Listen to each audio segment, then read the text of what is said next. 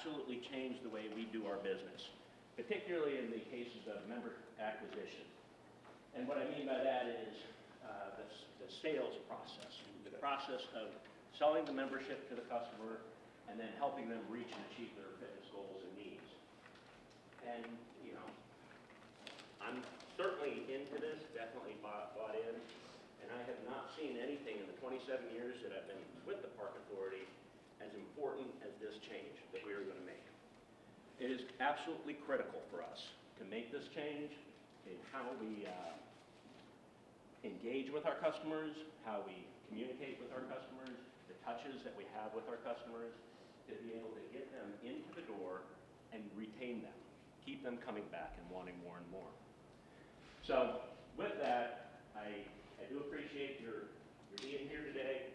Please have the open mind, because I know some folks there's a bit of resistance. We think we should be doing other things. I truly believe that if we are successful in onboarding and engaging our members, we will be able to do many, many greater things down the line because we'll have the money. We don't have enough customers coming into the system that are dropping out. Nick had done some Snapshot Time, take a look at how many customers we have and what their frequency of use, the FOU, how these folks are. And it was January, March, and June of 2017.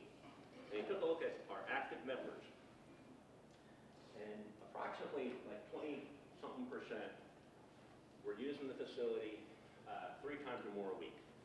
And that's really super good. Our sweet spot that we believe is about 8 times a month, twice a week. And the average of those 3 months was 6 times a month. So again, not too far, from 6 to 8, not a big change. The bad part of the story is that nearly 23% were active and came into the rec center 0 times. 22% never set foot into the rec center. What was even worse is that in that same time frame, the folks that had not stepped in once, twice, or 3 times was nearly 50%. They bought a membership, they were active, and they never came into the rec center. So that's what we're here to do today, is learn how to engage them and get them coming back in so we can keep them in the pipeline, okay? I'm going to see you, Sarah. Sure. Yeah, good morning. Thank you all for coming today, and thank you, Brian, for inviting me. I heard about this application about, I guess, a year or so ago. Nick, Brian, and Leon shared it with me, and we were very excited about the opportunities that it could present to us in enhancing our business. Engagement is a theme that you see throughout the organization. Whether it's community engagement or customer engagement, it's part of our strategic plan, it's part of everything we do now. Whether it's in our planning efforts for our master plan process, there's a different expectation in the community and with our customers related to how they engage with us. This tool is another mechanism that we can use to enhance that engagement with our customers. I know that there is concern about us spending money on this tool and not other things, but I'll reiterate what Brian said. This is a tool that we're going to use to help increase our retention and member engagement, and hope to attract new members and keep them on board, and also sell other services once they do engage with us. Speaking from experience, before I started working for the Park Authority, I happened to go to a gym and take a tour, and today, 8 years later, I'm still getting emails and I'm still getting information from that facility about the services that they provide and trying to engage me in becoming a member and use their services. So I know a lot of fitness facilities around the county are using this type of service, and we believe that it will really enhance the way that we engage with our customers. We hear from our customers, they see our centers as a social venue for them. This is just another mechanism to engage with them to enhance that relationship with our customers. So I'm excited about it. Please today go into this with an open mind and then carry this back to your center, to your staff. Thank you.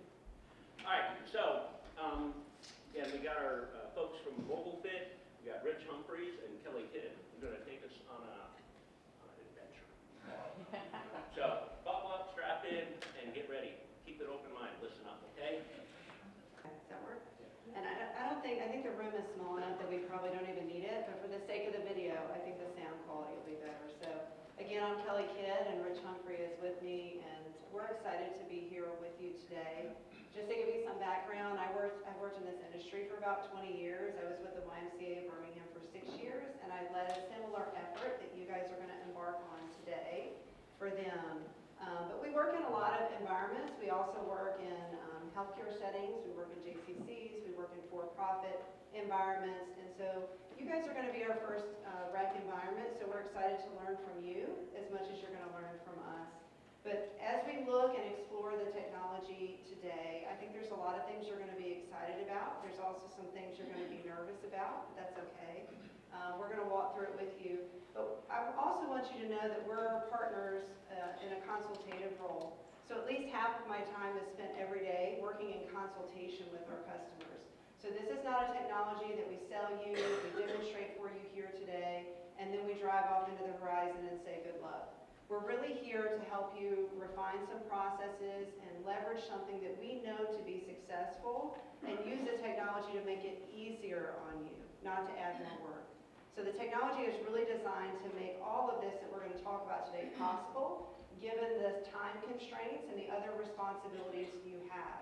So we know that you didn't come into this morning thinking, great, now I'm going to have a way to spend all my free time at work, right? Because you've got a million other things to manage. And so the technology is really built with you in mind to make this something that you can manage, and we can automate the administrative parts of your job that relate to this initiative. So just want to welcome everybody. Thank you for coming. Rich and I both had the same sentiment this morning. We always look around the room and look at the body language and try to feel the energy of the crowd to know kind of what we're walking into. And he and I both said, everything feels good this morning.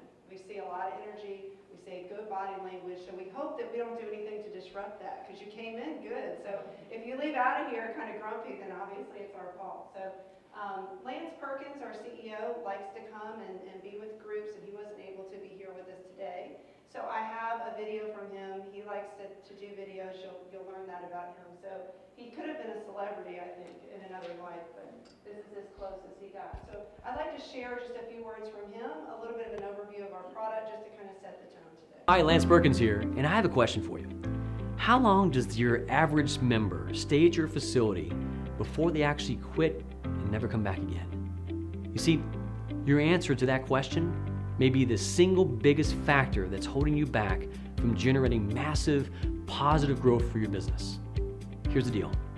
Membership churn, even more so than lack of sales, is the primary reason why fitness centers struggle and eventually fail. You see, every year, thousands of new members join facilities all across the country, only to have thousands quit that same year. In fact, over the past decade, we have followed millions of members, and we have painfully discovered that over a quarter of them leave within just 4 months of joining, and not even half of them make it a year. So this $8 billion industry problem directly hits your bottom line every single day, draining your ability to effectively compete, let alone grow and prosper. So the bottom line is this. Membership churn is the reason why you are constantly worried about selling more memberships. Now, if you just plug the leaky bucket first, you will immediately start worrying a lot less about pulling in prospects off the street. So the question is this: what can we do to fix this? And can it easily be done? Well, that's where we come into this conversation. At MobileFit, we basically have perfected a research-based new member experience pathway that has been tested over and over again, literally on millions of members from gyms all across the country. It has proven not only to reduce membership churn for you, but dramatically increase your monthly recurring revenue, not to mention positively impacting the members that are actually in your facility. Now, what we'll do is that we'll actually teach you the process, we'll train your staff, and then provide you with the easy-to-use technology to scale up on any size facility. Our clients have found that members going through this process stay on average of 11.5 months longer, which means hundreds of dollars of additional revenue per member goes into your bank account. And that is not even including the additional money that's spent on personal training, supplements, and other programs. Curious to learn more? All right, here's how we can help you. We have a simple 3-step process, and we'll provide all the tools you need to drive an amazing new member experience. But to make that happen, you have to have a right strategy and the right tools to do it. So if you want to stop membership leakage like right now and start really growing, give us a call for a free consultation. And and will help you quickly develop a plan of attack and provide all the game-changing strategies and tools you need to change your current growth trajectory right now. No, but I do want to say that's really what we specialize in, and we're going to get into the nuts and bolts of that today. But we're going to work in partnership with you to see some of the same returns we've seen with our other customers, and hopefully we'll be having a whole different conversation next year and what we're going to do with these new resources. So to kick things off, I'd like to introduce Rich. He's our VP of Marketing and Sales and the Data Guru. So here you go, Rich, and you'll enjoy. Thank you very much. As Kelly said, my name is Rich Humphrey, and I am the VP of Marketing and Analytics at MobileFit. And it is great to be with you all here today. You've seen a little bit on the video of exactly what we want to do. MobileFit as a company, just a brief history of what we did. For many years, we were a kiosk-based exercise prescription company. Somebody would come in and enter in some of their data, and we would spit out a workout for them that they could print and take around the facility and work out. But the thing that we found is that that was completely ineffective at helping people stay at your facility longer. It had no impact on retention at all. And so about 5 or 6 years ago, we began to ask the question, what really does impact member retention? What makes people stick with their exercise routine and stay at your facility longer? And so we look to, you're going to see this in a minute, PhD research. We work with a lot of our partners experimenting with different things. And so you all are, I hope, the beneficiary today of a process where we have over the last 5 or 6 years studied, researched, and trial and error learned what really works in retaining your members and what doesn't. So we're excited to be with you all here today to explain some of the things we've learned to communicate and pass that on to you. Just a few things before we get started. First of all, we want this to be as interactive as possible. This is not designed to be a pure lecture format. So several things. Know that at the end of each session, there's going to be time for question and answer. So if you have something that strikes you as we're going on, and you need more information on it, jot it down in your notebook, and we will answer at the end. We want to have questions from you guys that we can be up here answering.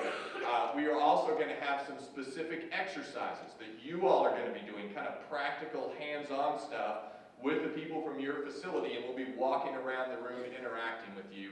And finally, if you do have any questions while we're speaking up here, feel free to raise your hand. We like that. We encourage that. If you need to be clarified on something, if you have a question, we would love to take care of that for you. So feel free.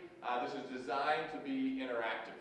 So we are excited again about being here. And I'd like to kick off by telling you a story, a true story that actually took place in the spring of 1922. It was then that the very best and brightest of the engineers of the Ford Motor Company were gathered at their brand spanking new plant in Dearborn, Michigan. And they were there because they had just installed one of the largest generators in the world at the time, an electric generator, this amazingly complex piece of machinery that was designed, of course, to power this new automotive plant. But there was a problem. As a matter of fact, there was a big problem. And the problem was that the generator didn't work. And so these engineers had been there now for 4 months, the best and brightest minds that Ford had to offer, trying to figure out what was wrong with the generator. And after 4 months of work, they were just as clueless now as they were when they first came there. They had no idea what was wrong. And so in an act of desperation, Henry Ford called in this man, Charles Steinmetz. And Steinmetz was the chief engineer at the General Electric Company in Schenectady, New York. And he was so gifted, he was so talented in mathematics and electrical engineering that he was known around the industry as the Wizard of Schenectady. And so Ford called this guy up and asked him to come out and take a look at this generator. And so he does, and as soon as Steinmetz enters the building, much to the surprise of all the engineers that are there, the first thing he asks is to be left completely alone. He doesn't want anybody to tell him how the generator works. He doesn't want anybody to explain to him the things that they've tried already that has failed. He said, "Gentlemen, I'd like to be left by myself, And the only things that I need from you all are a pencil, a notebook, and a cot on which I can sleep. And so they all leave the room kind of in stunned silence. And over the next couple of days, as you can imagine, these engineers are pressing their faces against the windows of this building that houses the generator, watching to see what in the world the Wizard of Schenectady is doing while he's in there. And what they see is him walking around this machine, and he's pressing his ear against it at times and furiously scribbling down notes and equations on his pad. And then he'll walk around and he'll feel different parts of vibrations of the machine. But most of the time, he's just walking and thinking and scribbling down notes. And after 2 full days and nights of doing this, Steinmetz calls all the engineers back into the room and doesn't say a word. Instead, he puts a ladder up against the side of the machine, climbs up to a spot about 10 feet off the ground, leaning up against the machine, and he pulls a piece of chalk out of his pocket, and he makes a large X on one panel of this machine. And he gets down from the ladder, and he says, "Gentlemen, under the spot that I have marked with an X, you will find the solution to your problem." And having said that, he walks out of the room and gets on the train back to Schenectady. And these engineers are left there kind of in disbelief. Disbelief of what they've just seen, disbelief that after 2 days he could actually solve the problem that they've had. But out of sheer desperation, they climb up onto the ladder, open the panel, and sure enough, immediately under the panel, there's a coil that the copper wire has been wrapped around improperly. So they take it out, rewrap the coil, stick it back in, and what do you know? The generator starts humming immediately, producing the exact amount of electricity that was designed to do. Well, several days later, Henry Ford gets a bill from Steinmetz in the mail. And as soon as he opens it, he is absolutely floored. Steinmetz is asking to be paid $10,000. And in those days, that's the equivalent of almost $250,000 in today's money for 2 days' work. And so Ford, in disbelief, scribbles a note on the bottom of it and said, "Look, if I'm going to pay you this type of money, then you at least need to itemize my expenses for me." And he fires it back to Schenectady for Steinmetz to see. Several days later, he receives his reply from Steinmetz. He opens the envelope, it's the same bill, same thing across the top, he can see his own notes there, and then immediately below it, there are 2 itemized expenses for him. It says, itemized expenses. Number 1, placing a chalk mark on your generator, $1. Knowing where to place the X on your generator, $9,999. And this is really why Kelly and I are here today. We are here today to tackle a very complex problem. The problem of member retention. How do we help the members that are coming into your facility exercise longer, actually reach the goals that they join your facility for so that they stay at your facility longer? And it's a difficult problem. There are many, many people who, just like the engineers at Ford, have completely thrown up their hands and said, "We have no idea how to solve this problem." They've given up and think that it's not even possible to do. That is not uncommon in the fitness industry at all today. But what we want to do is we want to take what we've learned after the last 5 or 6 years working hand in hand with a large number of rec centers, YMCAs, for-profits, what we figured out that really does work. And we want to place a big X and say, for you all, this is exactly where you need to focus your resources. This is where you need to allocate your manpower. This is the processes that you all need to put in place precisely to tackle the problem of member retention. And so that's what the time together today is largely about. What we're going to do is this talk is kind of the foundation of everything else that you're going to hear. What we're going to do first is we're going to take a big picture look at the problem of membership churn. Why is it happening? Why is it even important to think about? And then we're going to very quickly narrow down to some very practical things that you can put into place in your facilities. So let's start out with kind of the view from 30,000 feet. If you were wanting to understand how to tackle the problem of member retention, you have to understand certain trends, certain things that are going on in the fitness market as a whole that make membership churn an issue. And the first thing you need to know is that right now there is a revolution going on in the fitness industry. There has been more change in the last 7 to 10 years in the fitness industry than there was in the 30 years that preceded it. That's extremely important to know. There's been more change in the last 7 to 10 years than there was in the whole previous 30 years in the fitness industry. And we're going to look at exactly what that change is and why it's happening, what's going on that's causing this revolution in the fitness industry.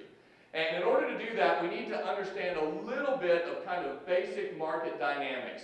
If you look at any market in the world, any industry in the world, whether it's the automobile industry, the fitness industry, the clothing industry, the food industry, it kind of naturally divides itself up into 3 different markets. The high-end market, the mid-market, and the low-end. And to help you understand exactly what I'm talking about, let's look at the automobile market that you see here. In the automobile market, there are certain companies that manufacture automobiles that they know most people can't afford. They manufacture their automobiles shooting just for the top 5% of the market. So they make very high performance cars, sports cars, very luxurious cars, knowing that they are shooting just for people who really, really, really love cars, or at least love the prestige having a very nice automobile can bring, and have a lot of discretionary income that they can spend on that. And so can you all think with me, and I'd love to hear your thoughts, what are some car makers that are shooting for that type of market? Any ideas from you guys? Porsche, great. Anything else? Ferrari, Lamborghini, Rolls-Royce, you all got it. Those are car makers that are making cars that they know that probably nobody in this room can afford. They're shooting for the top 5% of the market that love expensive custom-made automobiles. All right, then you have the low-end market or the budget market. These are manufacturers that are trying to make cars for people who have very little discretionary income to spend on a car. You just need a functional automobile to get you to and from work or to and from the grocery store.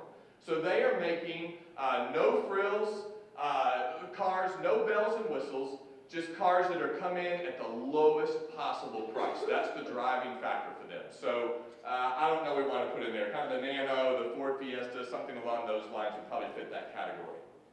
Then, these people are shooting for the top 5%. These people are shooting for the bottom 10% of the market. And then you have something called mid-market providers. They are people who are going to make automobiles for the masses. They want to create automobiles that have a number of features that are attractive to a very large number of people, and they want to put it at a price that most people can afford. So what would you say maybe some mid-market providers are in the automobile industry? Honda. Honda Accord is kind of the classic example. What else? Anything else? Yeah, Subaru, Toyota Camry, something along those lines. You get it right in the middle. What they're doing is they're shooting for about that middle 80% of the market. They want a car that markets to the masses. And for many, many decades, that's exactly the way the fitness industry worked. The fitness industry, since the early 1970s until very recently, had high-end providers. They were the spa-type gyms that had all the best equipment. They probably had, again, a spa as part of it. They had high coach-to-member interaction. They were the facilities that were going to be able to charge you $100, $150, $200 a month to be a member there. They were targeting, just like Porsche, just like Lamborghini, they were targeting the top 5% of the fitness market. Then you had the budget market.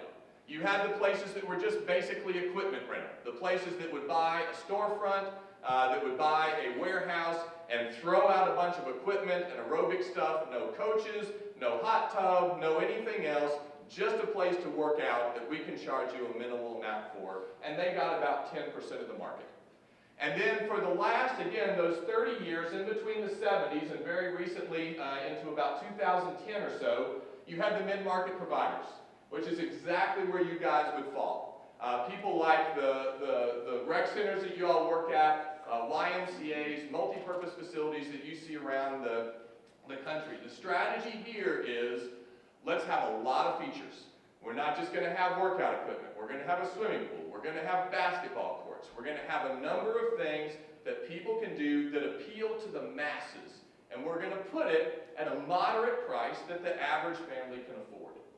And from 1970s until about 2008, 2009, 2010, this was an incredibly stable market. 5% high end, 10% low end, 80 to 85% of people were coming to facilities such as yours. But then, 2008, 2009, 2010, things dramatically changed. Something happened that dramatically disrupted the fitness market. Any idea what that might be? This is a hard question, but any thoughts on what that might have been? Do what? Yes, exactly. Boutiques, and what did you say something to? Yeah, the housing crash. There were a couple things, and y'all are hitting. The housing crash definitely made a big difference. You see most fitness centers went down, but they did largely bounce back from the crash. The boutiques is right on the answer I was looking for, because what happened is the Millennial Generation came into the fitness market. 2008, 2009, 2010, millennials reached an age where they were starting to buy memberships at health clubs. And the difference between millennials and every other generation that came before them, we need to know first that millennials are the largest generation in the history of the United States. There's more millennials than there were baby boomers.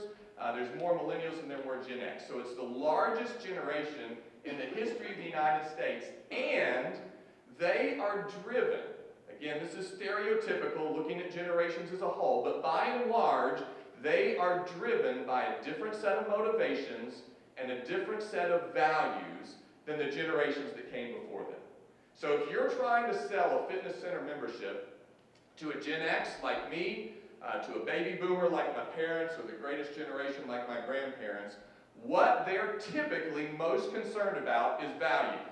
What's the bang for my buck that I'm getting? So if I can have a number of features, workout center, place to keep my kids, basketball court, swimming pool, and it's all a pretty reasonable price, sign me up.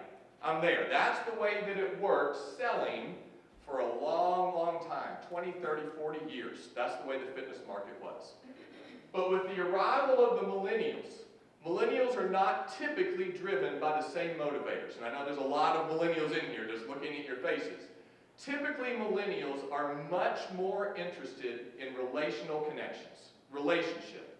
They are also much more interested in the experience. They will spend money on extreme sports and travel and things like that. So those are different drivers than there were in the previous generation. And so, with the advent of the millennials, you see the advent of the boutiques with CrossFit. CrossFit has exploded in the last 10 years. And why do you think that is? You all are in this world. Why do you think CrossFit has been so successful? Any thoughts? Yeah, exactly. She said it's a community.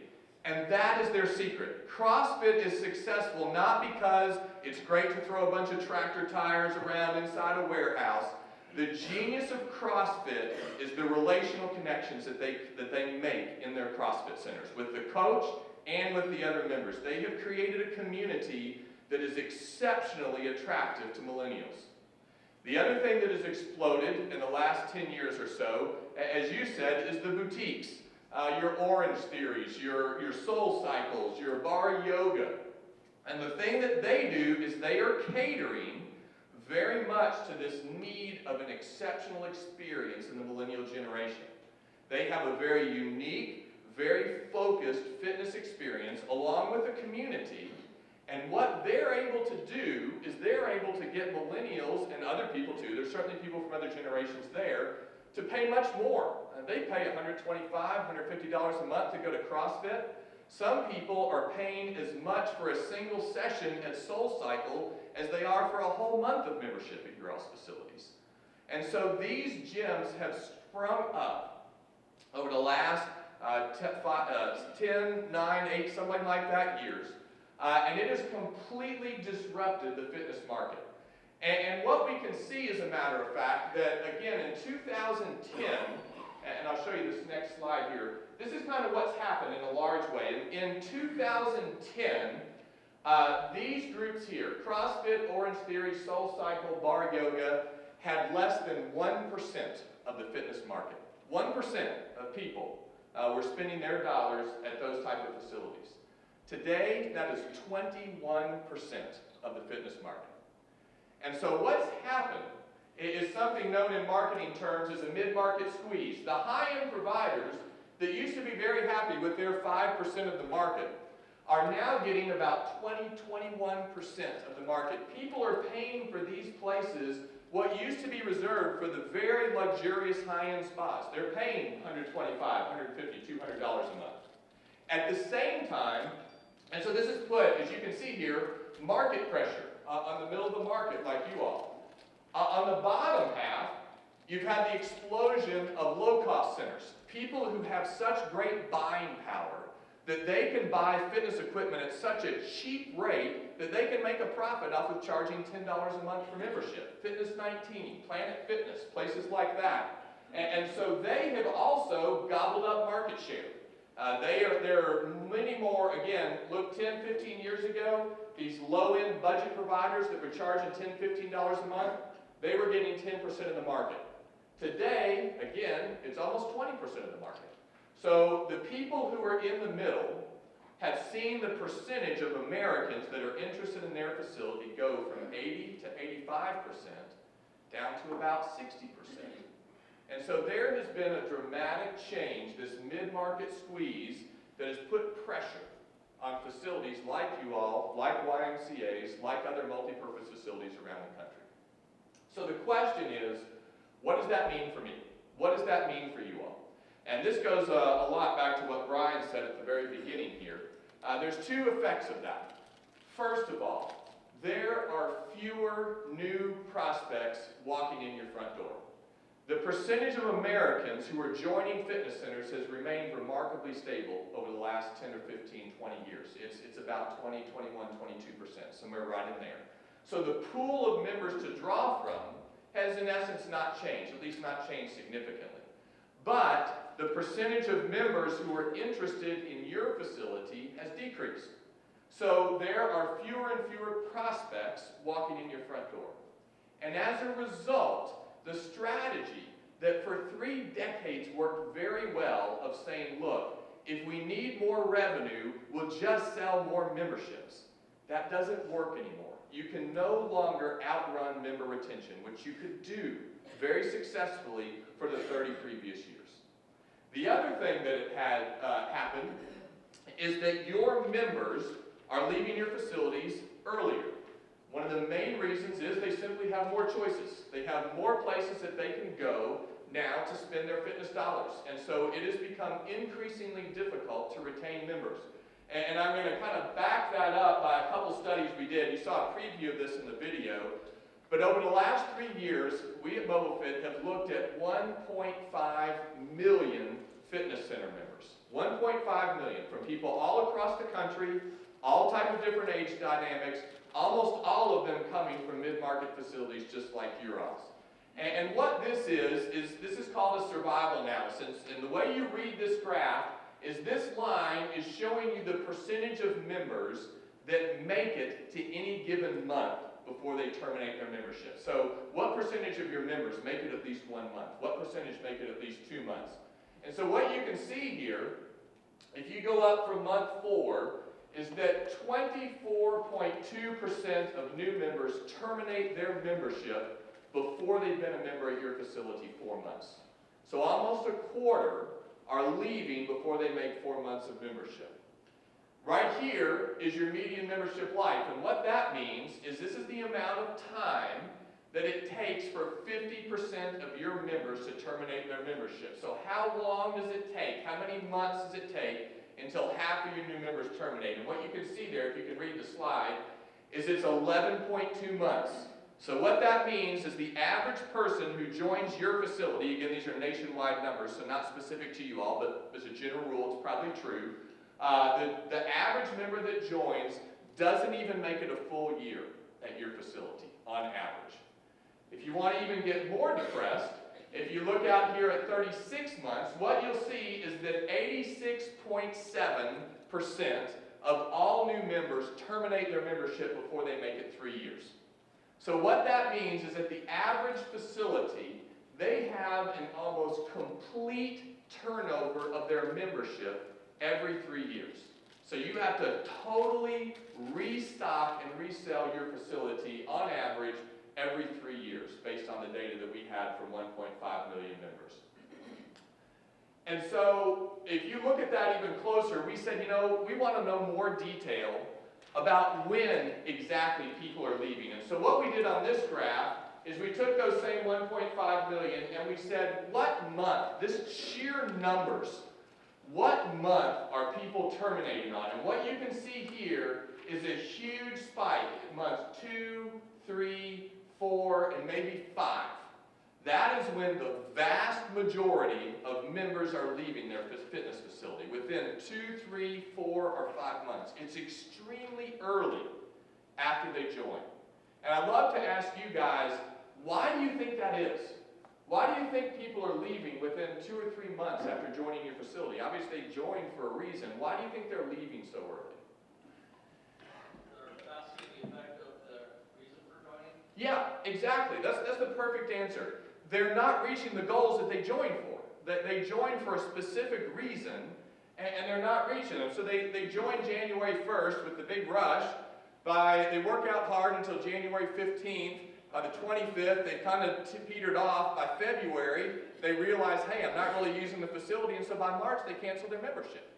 And so this is what's kind of a really strong kind of indicator of exactly what's going on, is that people aren't reaching their goals, and therefore they're terminating their membership. I want to draw your attention to another study that we just did with Northwest North Carolina, the YMCA of Northwest North Carolina, which is another one of our partners. And what they found is the problem really isn't as much people are leaving their facility to go join Planet Fitness. They found the vast majority of the people who quit at their facility, about 75% of them, didn't go somewhere else. They just stopped exercising altogether. And so as they like to say, our biggest competition is not Planet Fitness, our biggest competition is the couch. And so these people that are quitting at your all's facility are largely quitting exercise altogether.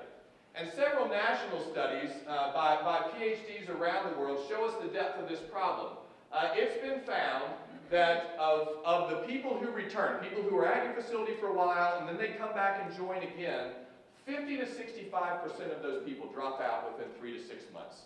So again, we're seeing this huge problem of people coming but just not being able to reach their fitness goals, and so they don't stay.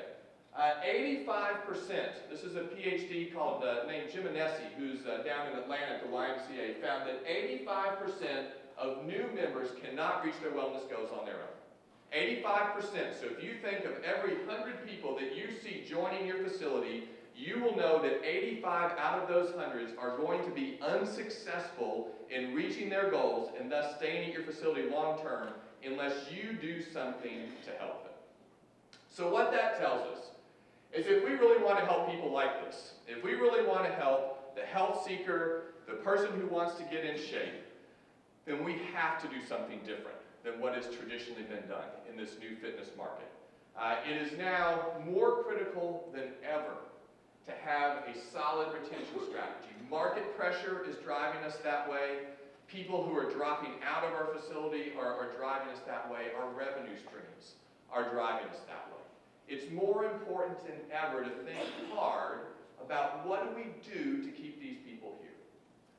Well, the question we need to ask ourselves then, is the problem fixable? Is it even possible to do anything to really keep members there for the long haul? Because like I said, a lot of fitness facilities around the country have kind of thrown up their hands and say, you know what? It's not even possible to do it. Fortunately for us, and this is where we started as MobileFit, there are a bunch of really, really smart guys. These are all guys with PhDs. PhDs in exercise adherence and member retention. I didn't even know they had PhDs in such a thing. But when we started doing our research, we leaned heavily on guys like this. Melvin Hilston is over in the United Kingdom, as is Paul Bedford. Jim Anesi is here in the United States in Atlanta, works for the YMCA down there. And they have literally spent their careers on this problem. How do we help people stick with exercise routines? How do we help fitness centers keep their members longer? And we want to talk about some of the things they've concluded, but we have spent a lot of time reading the research of this guy.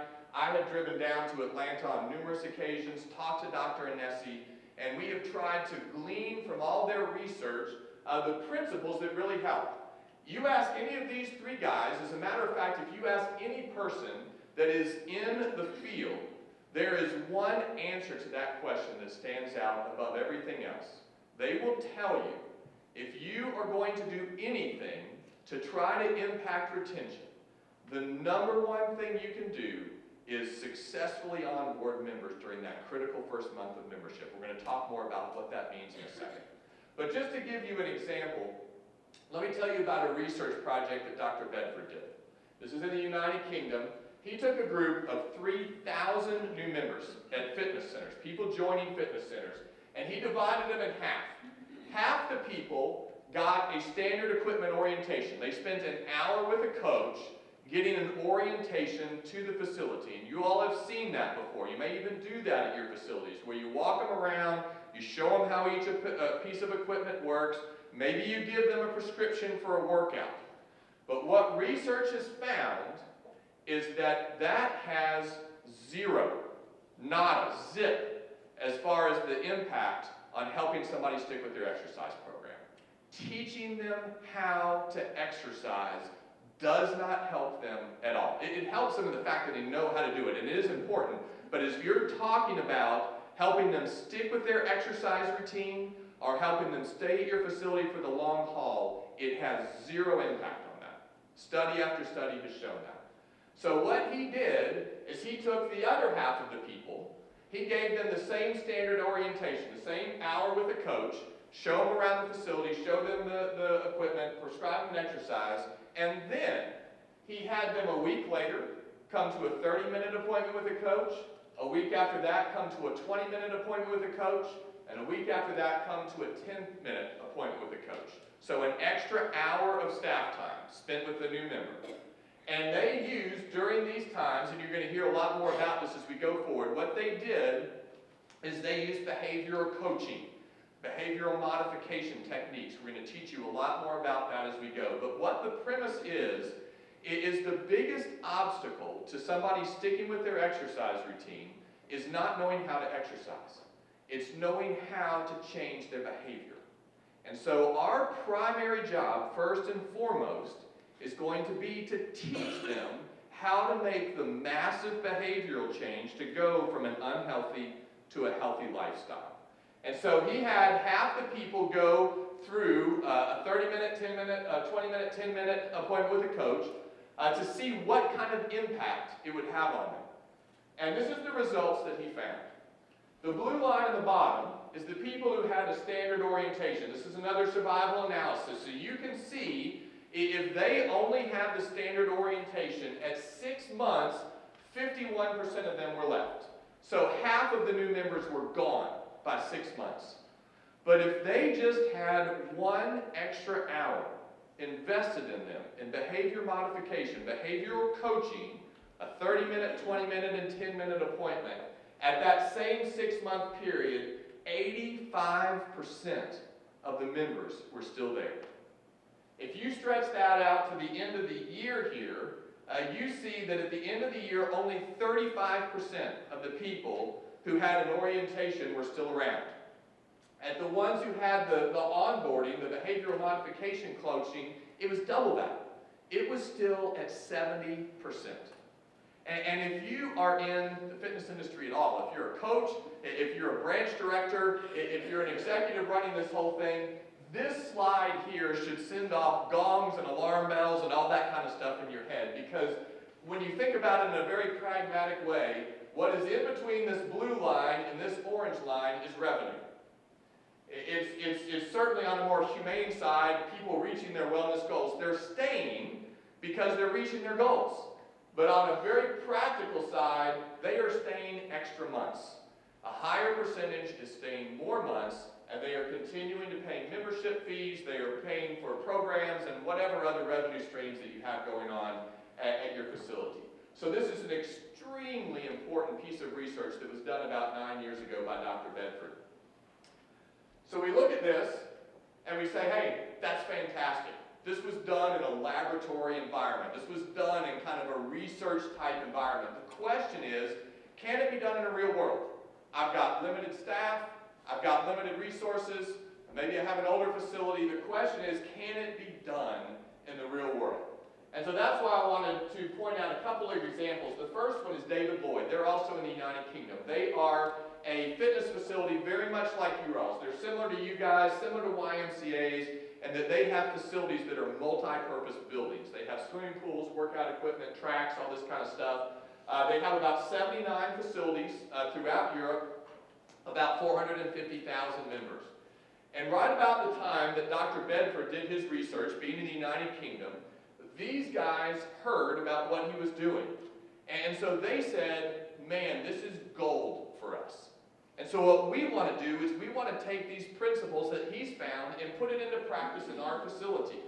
And it was a great experiment from our perspective to see, can this really be scaled? Can it really work in the real world? So what they did is they trained their fitness staff on behavioral coaching. They still prescribed exercises, they still did workouts, but they had the added layer of now being very well versed in how to behaviorally coach the new members that were coming in. They had fitness and membership work together, and they were together accountable for retention. So one of the keys here is that they were working together as a team, from the front desk to the director of the branch to the coaches and trainers on the back end. They all saw this as one uniform process, and they all worked together to make it happen. And they developed, as you see here, a seamless onboarding program. And here is the results that they saw. I hope that looks fairly familiar to you. It mirrors almost exactly the curve that Dr. Bedford saw. So they saw in a real world, 79 locations, 450,000 members. They saw that they could do the exact same thing in a real world environment that Dr. Bedford was able to produce in his research. So again, what you see is the curve going down at almost exactly the same rate, almost exactly the same numbers. And one of the things I want to point out here is that you would expect all the onboarding happens in the first month of membership. It happens in the first 4 weeks.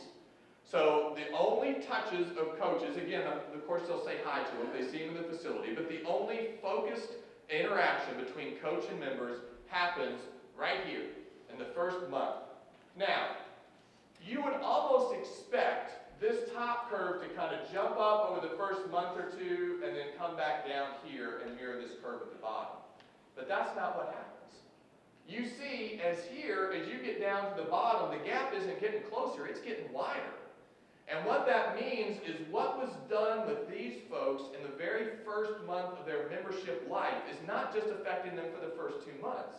It's affecting them to month 7, 8, 9, 10, all the way up to month 18. The onboarding that they received in their first month of membership is still impacting whether they're going to stay at your facility or not. And the reason is, just what you pointed out there in the back earlier, the reason they're staying is because they're being more successful in reaching their goals. And so they're staying at your facility for a longer time. All right, well, let's wrap this up just with one more slide and then kind of a conclusion. And I'll turn this over to Kelly. But this is from the YMCA in Northwest North Carolina that I referenced earlier. They have a 3-appointment onboarding program, just like I discussed. And what this is doing here is showing you people who were not onboarded at all, This blue line is people who only came to one appointment. So they made it to the first onboarding appointment, but for whatever reason, they never made it to the second.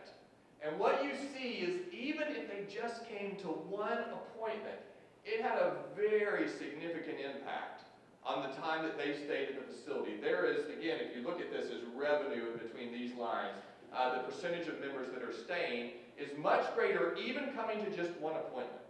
And so I hope the way that that encourages you all is even if you're working with limited resources, even if you're having trouble getting people to the second and third appointment, just getting them to one makes a difference. The people on the green line are people who have been to 2 onboarding appointments. And then the people on the orange line, which mimics almost exactly, again, Dr. Bedford's curve, are the ones who have been to all 3 onboarding appointments. So what you can see here is there's somewhat of a dose effect. There is an effect. Even if you just come to 1 appointment, you get better if you come to 2, and it's best if you get to all 3. So you can see kind of this dose effect of the onboarding program and the massive effect that it had on retention. Again, this is a real world place, Winston-Salem area, North Carolina. They've got about 15 branches, again, multi-purpose facilities, so you can see the effectiveness of what this does.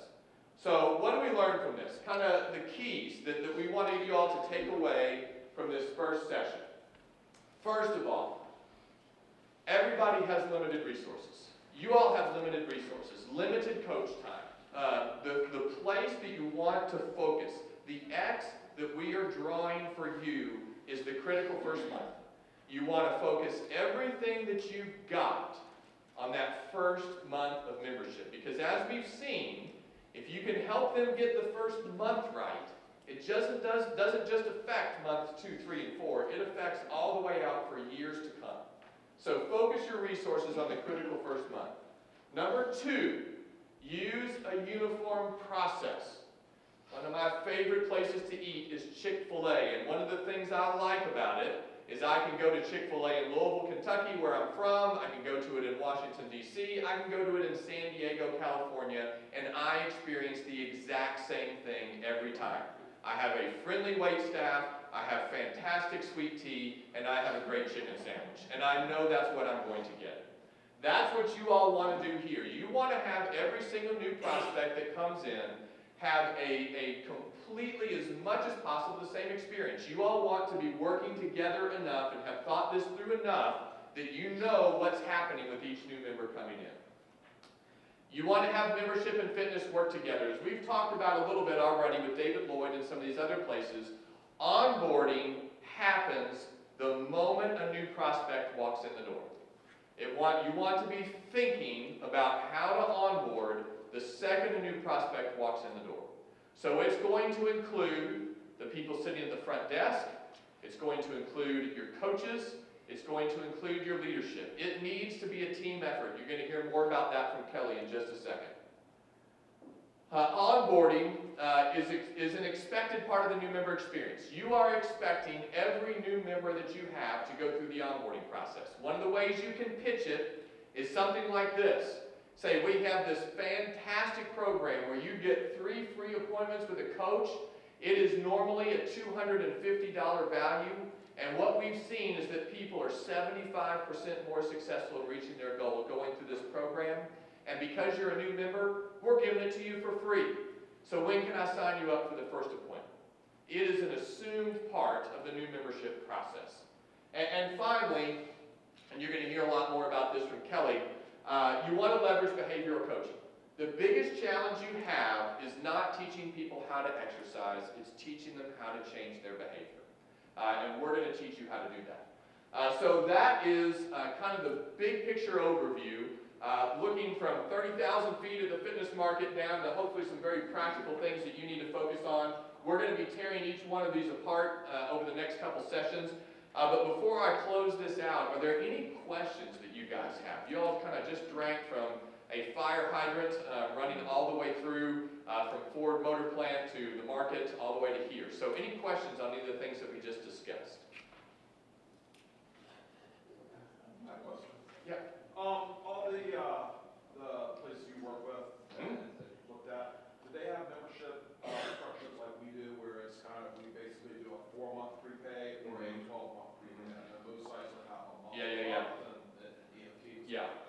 Great question. We have worked with a variety of places that have almost every different type of membership type. And what we want to do is we really want to help you think how this process we're working with today can really be customized to fit your facility. For instance, we just worked with somebody, a for-profit down in Birmingham called 24E, and we did an analysis for them, and what we found is they had 5 different membership types. 3 of those membership types were rocking it out of the park. Their members were staying, their corporate memberships were staying 24 months anyway. You didn't need to onboard them. But there were 2 very specific membership types that we said, this is what you need to target for your onboarding. And I think what we'd like to do with you all is the same, because we have worked with different people with 4 months, 6 months, you know, that kind of membership thing. And the thing we'd like to wrestle with you, like Kelly said, there's a consultative role to this too, is how do we fine-tune the process to best fit the specifics of your situation? Because a lot of them don't. A lot of the YMCAs we work with are monthly fees. Some places have year-long contracts, some don't. I mean, there's kind of a wide variety. So it's a great question. So, yeah, you had something too, I think so.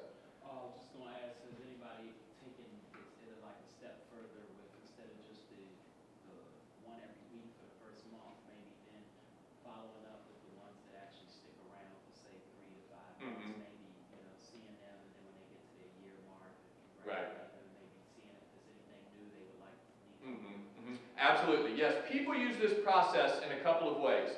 The onboarding process, many facilities are using this kind of as a launching point for like personal training or something like that too. You're meeting with a coach, they're kind of doing some of those things. They launch into personal training. We typically don't recommend, especially if you have limited resources, limited coach time, that you do that. We've worked with several facilities before that have this kind of massive 120-day, 160-day process. The problem we found with it, again, if you're onboarding them well at first, it may not be a big deal, but sometimes people get into those processes and they don't make it 90, 20, 100 days. They're not there even for the end of the process if you spread it out too much. And then the other limitation is just your staff time. And so definitely, we think it's great for coaches to engage and interact with members as much as possible. So if there's something that you all want to put in there that says, hey, we're going to do a 6-month checkup or something like that, we think that's great as long as your staff is kind of able to accommodate a meeting like that. So that's the limitation we're working with on that. So it's a great question. Yeah, anything else? Yeah. You know, the numbers that you're showing from the control study groups and in the real world numbers and the retention going up with the personal touch with the onboarding, is that only applicable to the millennials, or was that also including Gen X's and? Yeah, that's an excellent question. That's something we pay a lot of attention to because as we've seen, the problem is largely the millennial generation. And I've got a slide I'm going to dig up for you on the break here that kind of shows you some of that. What we found is that we do a chart that in some ways, let me see if I get this backwards enough, in some ways looks very much like this, but instead of onboarding appointments, we're tracking generations, like how, you know, this is millennials. Every single time, these are millennials right here. The millennials are always the one that are leaving the quickest no matter what. But what we found is that onboarding is effective across any generational demographic. So it does work with millennials as well as it does the baby boomers, Gen X, greatest generations. Now, a lot of times, what we will tell Ys or fitness centers or places is, you probably don't need to spend, if you have limited resources, don't spend a bunch of time on the greatest generation. They are going to stay at your facility no matter what. If your facility burned down, they would be outside in the parking lot wondering what to do the next day. And so they're going to be here. And so if you have limited resources, they'll also be the ones complaining if you move a piece of equipment 3 inches in your facility. They're going to be the ones that notice and complain about it. But you may not need to spend much time on them because they stay like crazy anyway. But if you have limited resources, one of the things we say, focus on millennials, young adult memberships, that kind of thing is the place you need to focus. But onboarding is effective cross-generationally. We've shown that. It's a great question. I think I saw somebody, yeah, go ahead. You said the millennials jump for experiential things like zip lines and yoga and stuff. Yeah. What's their retention there? I can't believe that upper 20% is an accurate figure because Once you've done the zip line, then you go for a different experience. Right, yes. No And retention. that's the problem the boutiques are having, quite frankly, is they come, but they don't necessarily stay there. They still are getting about 20% market share, but they are not staying a particularly long time. And you're exactly right about that. So their retention numbers are not that much better, but what they're seeing is the percentage of people who are interested in their facilities growing so quickly, it doesn't matter to them as much yet. It's going to, in about 5 years, they're going to be concerned about retention, but right now they're just seeing their market grow so much that they can afford to do what you guys could do 10 years ago. We can just say, hey, we don't care how long they stay, we just need to keep that influx of members coming in, if that makes sense. So, yeah, it's a great question. It's a great question. SoulCycle is a good example of where a business that feeds on experience is beginning to bump up against this. Yeah. Because they're kind of at the point where they're maximizing market share. So now they're looking at product extension. Yeah. And one of the things they're looking at is adding yoga to address that very question. Yeah, because I think you hit on something that's exactly right. They're going to hit the retention wall soon. Right now, they're in a rapidly expanding market, but that's not going to happen much longer. And as you saw, I read actually, I think maybe the same article you saw that said that SoulCycle is bumping up against that right now. Orange Theory is beginning to have problems with retention. So you're exactly right. They don't have massive retention numbers right now. They're going to have to be concerned about that fairly soon. So yeah, great point. Are you seeing more of a trend towards loyalty programs? Because it seems like a lot of our things we tend to do is low prices coming in and then keeping them at that price basically through. But is it the other way around more often? You're seeing high prices coming in and then loyalty programs where you get discounts to keep them in the game. You may work more with our customers. I don't know if you have a better answer than that to me. I don't know what you're seeing because you're in more direct contact. Yeah, I haven't seen the structure of exactly what you're describing, but I can say there's been a lot of things that people are trying and seeing, the research just isn't there yet on whether or not it's effective. Because you need a length of time. Even some of the studies that Rich does, if we don't have a year, 2 years, 3 years of data to track it, we can't really draw any conclusions from it. But I think that the one thing that we pride ourselves on is whatever we leverage or whatever advice we give to our customers, we know there's research to support it. So I think the jury's still out on some of those programs. I had read something, it was just an article on millennials and who they are, what they do, and it was saying it's not like they're not loyal, they are loyal, but they're willing to jump. They're not going to stay at a job, they're going to go get something different, they're going to go to these different facilities, they'll pay money. Yeah. So they're loyal, it's just, they just want to go. Yeah. Just want to But and along those lines, one of the things I read says what they want is they want the best. They want the best coach, they want the best trainer, they want the best. And if SoulCycle has the best, experience in that particular niche, they'll pay lots of money to do that. So yeah, you're exactly right. So you had a question. I think experience is one of the things that the millennials are looking for, especially with the introduction of like the class pass. Like I have a millennial home visiting, she bought a class pass and was on 5 different, she's on Orange Theory. So I think experience Yeah. is really powerful. Yep, absolutely. Absolutely. Very good point. All right, well, let's do this. We'll have more time for question and answer later. Let's take, what time is it, a 10-minute break, something like that? Let's take about a 10-minute break, stand up, stretch, grab a bagel, use the restroom, whatever you need to do, and Kelly will be right back up